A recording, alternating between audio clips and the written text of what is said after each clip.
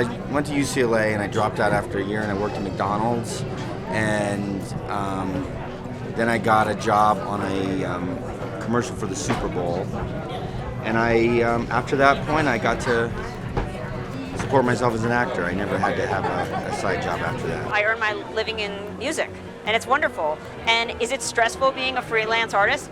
Yes, absolutely. But somehow every year when I say, oh my God, next year there might not be any work, there is, and there has been. So I feel incredibly blessed and lucky. I was doing this like charity video. They were talking about a Sarah McLachlan song that I had to put over this shot of this baby, and this woman, someone was taking a shot at a basketball hoop, and it was like slow-mo.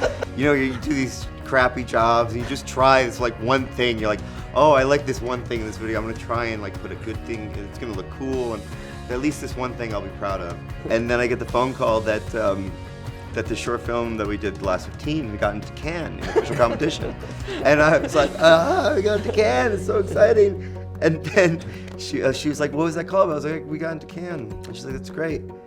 And then we had to go back to the conversation about the Sarah McLachlan song. And I was like, okay. I feel like it has to be one of those things you kind of do and then supplement it with other things. I think kids go to film school and they think, oh, I'm going to become a famous documentary filmmaker and I'm going to make my living that way. And it's really, I mean, there are a few people who do that, but they supplement it with commercial work or other work. While I was in college, I was doing one of the worst jobs you could do, sorting out parking tickets. And it was terrible, man. It was so boring.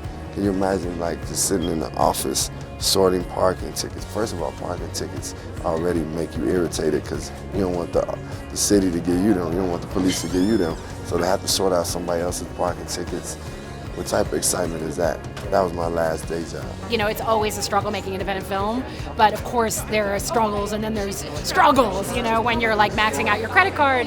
I haven't had to do that for a few years, and I thank this film festival for that. When I was here, my job was to interview all the filmmakers in competition and do little short segments on them. And I told myself, I was so inspired by all the filmmakers, I told myself that one day I was going to have a film at Sundance. And when I finally had a film at Sundance and I could stand up there and say that to the audience, it was such an emotional and incredible moment. I waited tables for 12 years and was really good at it, which is a problem when you're an artist and you're like, I'm becoming good at something that I really don't care about. I work in a hotel. I clean up in the morning and I had to quit my job to come out here. So March is going to be fun.